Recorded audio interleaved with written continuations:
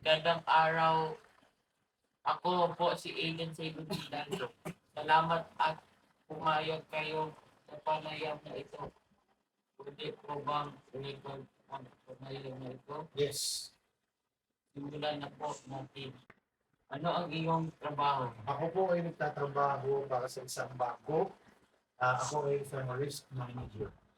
Saan po kayo nagtatrabaho? Nagtatrabaho ko sa Alabang Muntinlupa sa North Cape. Pero ang maganda sa trabaho ko, kami ay work from home and pwede kami magtrabaho on site. Gaano katagal mo po kayo sa inyong trabaho?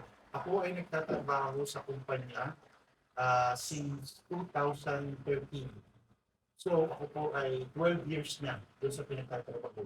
Ano ano po ang inyong ginagampanan sa trabaho?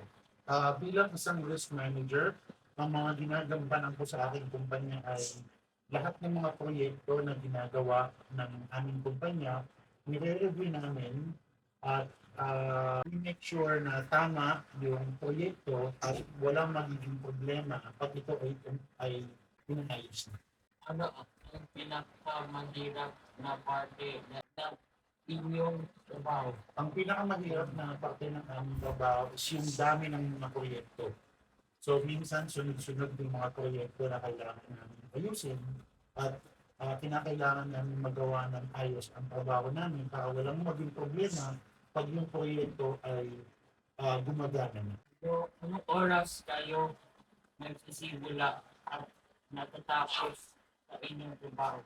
Ang tubol ang oras ng aming trabaho, pero ang trabaho ko ay kadalasan nagsisimula ng 1 p.m. and then natatapos ng 10 p.m. Bakit po ito ang napili niyong trabaho? Ito ang napili kong trabaho dahil ito ay very challenging. Um, Hindi ito paulit-ulit na trabaho at since iba-iba yung proyekto na hinahawakan namin, marami kami natututunan.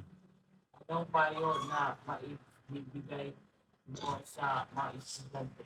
Ang payo na maibibigay ko sa estudyante is, unang-una dapat mag-aral kayo ng mabuti. Sumunod kayo sa mga magulang nyo.